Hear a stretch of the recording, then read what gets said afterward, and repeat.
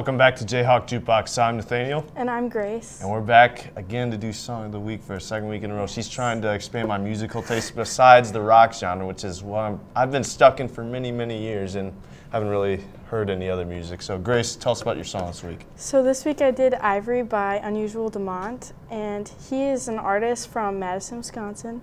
He's kind of underground, I'd say. Like, not many people know who he is, but I think he'll definitely be a bigger artist upcoming. But this song is so good. He came out with a new album last week, so that's why I picked it, and it's a very lighthearted song. And so I want to know about your song, Ceremony. Yeah, Ceremony by Joy Division, which is weird because this is actually a song that quick backstory. So Joy Division was a band in England. Their lead singer, Ian Curtis, committed suicide when he was 23. Then the rest of the members became New Order, and one of their first songs they did was Ceremony, which was originally a Joy Division song. And this is a live version. It was never recorded in the studio, but this version that I chose is from Birmingham University in England.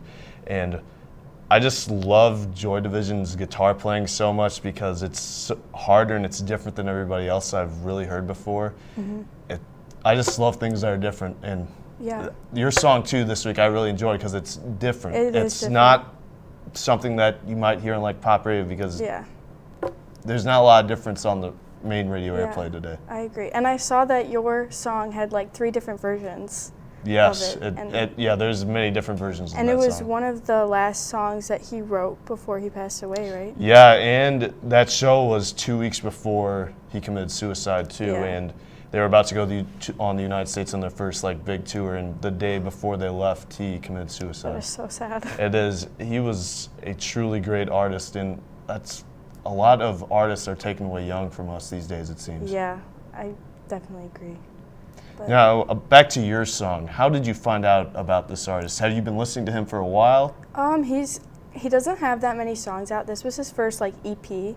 So he had a couple singles. I found him on Twitter. I love like finding new artists on Twitter, and he's really good. So I would check him out and look at his music.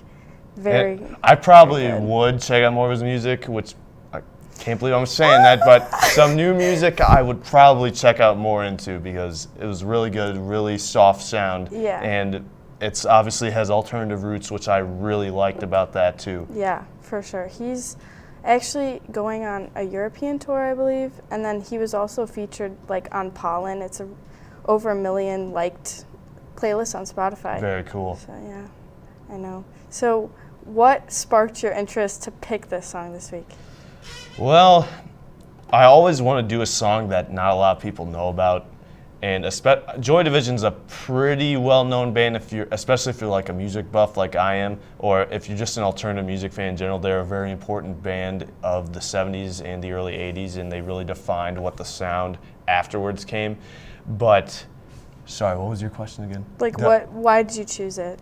Well, I chose this song just because most people just know about the New Order version. Most people don't know that Joy Division even did this song. And the fact that this song is also special to me because this is one of the last songs that, like you said, he wrote before he passed away, and one of the last songs he performed live. That just even adds to that. Yeah.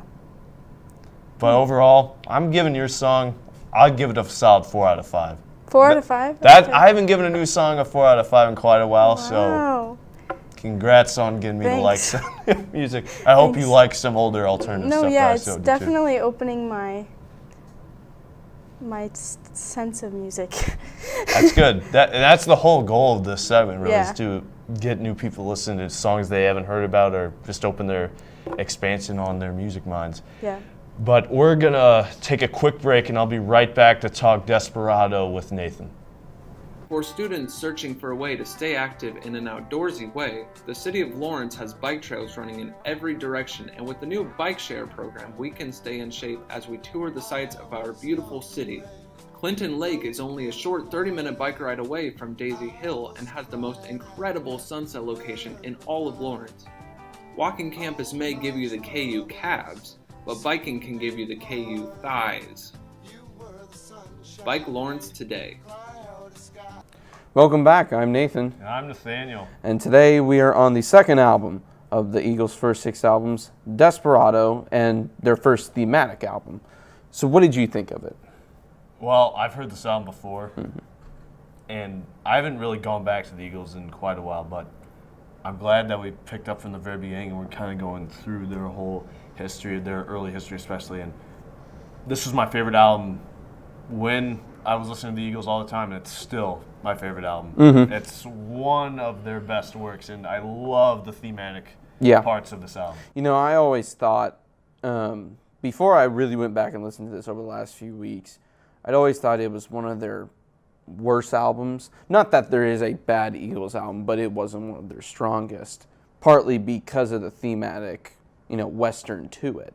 But over the last few weeks when I've gone back and listened to it a lot more, it's grown on me a lot, and it's definitely in like my top 4 Eagles albums now for sure.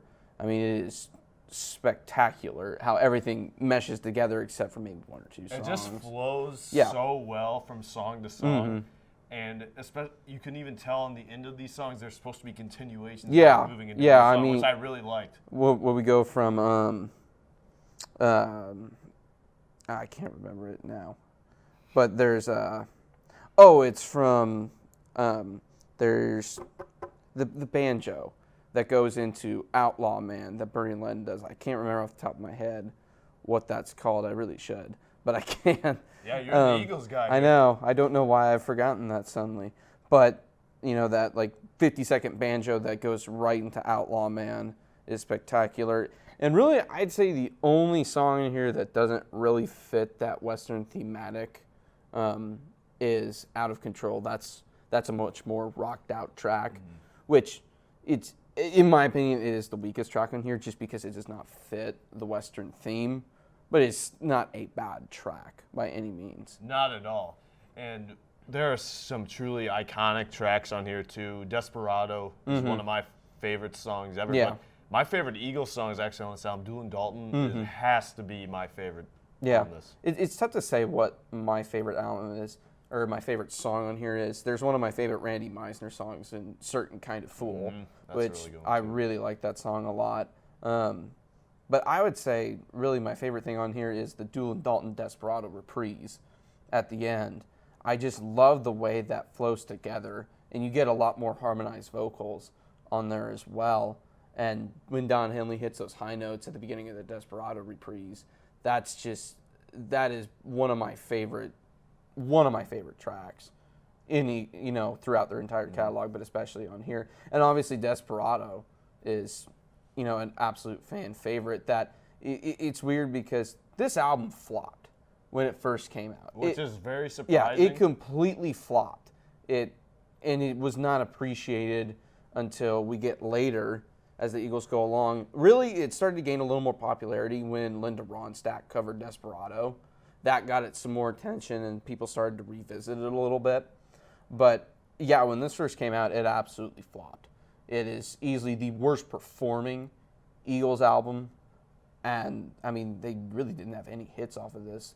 Desperado obviously got much more popularized later on. People nowadays, they just know Tequila Sunrise and Desperado as songs that they heard when they were, especially our parents. Those are songs that they knew when they were younger. They're some of the most recognizable tracks from the entire Eagles catalog. When you hear that piano intro on Desperado, you know exactly what it is. Throughout music itself, not just Eagles. You hear it and you know exactly what's coming. So what would you rate it?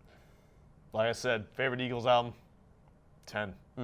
This is probably one of the best albums of the 70s. And the fact that it was underappreciated is really disappointing because of how good everything flows together and it fits that kind of old Western Americana theme. Perfect flowing in this album. Yeah. I would probably give it between a 9 and a 9.5 because, at least in terms of me, a perfect album, I stack it up to one of their later albums, which we'll talk about eventually. I don't want to spoil it yet, but it's pretty close. I love how I love the thematic tie-ins with almost every song. They do such a good, consistent job of keeping that throughout the album, even though it flopped, I still think it is probably one of their better albums. So I'd give it between a 9 and a 9.5. Yeah, really great album. And just wish it was more appreciated in its time Yeah. because there are so many great things about it. That's one of the big disappointments is that this completely flopped when it came out. And even, Glenn Frey and Don Henley themselves have said it absolutely completely flopped when it came out. So we'll be back with This Week in History, and next week we'll be talking about On the Border. From adversity, we rose. We made history and became pioneers, voyagers, champions, Jayhawks. And when our chant rises, haunting and hallowed, Jayhawks are telling the world what's near. Victory. Welcome back, I'm John. And I'm Taylor. Welcome to This Week in History. In 1964, the Beatles performed at Municipal Stadium in Kansas City. The Fab Four were paid $150,000 for the gig, more than any other artist at the time. Tickets for the show only cost $4.50. In 1967, the Doors made their first and only appearance on The Ed Sullivan Show. They performed People Are Strange and Light My Fire, the later of which got them banned when Jim Morrison refused to change the phrase, "Girl, we couldn't get much higher." The band would also appear on Murray, the K's show, on WPIX several days later, once again performing the two songs. In 1969, the band released their self-titled album. The album reached number 9 on the U.S. charts and includes the tracks Up on Cripple Creek and The Night They Drove Old Dixie Down. In 1970, Jimi Hendrix died at 27. Hendrix was found unresponsive in his hotel room in London and was pronounced dead at St. Mary Abbott's Hospital. Hendrix's case of death was suffocation on his own vomit. In 1971, the BBC premiered the Old Grey Whistle Test television program. The show featured performances from many different acts over its almost 2-decade run on the BBC, including many influential alternative bands, including the Talking Heads, Alice Cooper, the New York Dolls, and Roxy Music. In 1973, Graham Parsons died at 26 from a drug overdose that caused him heart failure. Parsons was a member of the Flying Burrito Brothers and the Byrds and helped revolutionize the country rock genre. Also in 1973, Jim Croce was killed in a plane crash in Louisiana. Croce had just released his biggest single, Bad Leroy Brown, several months previously and was on his way to becoming a huge pop star at the time of his death. In 1991, Rob Tyner died of a heart attack while in the backseat of his car. Tyner was the lead singer of the seminal proto-punk band, the MC5, who are most remembered for their controversial debut album, Kick Out the Jams. In 2019, Grateful Dead lyricist Robert Hunter died at 78.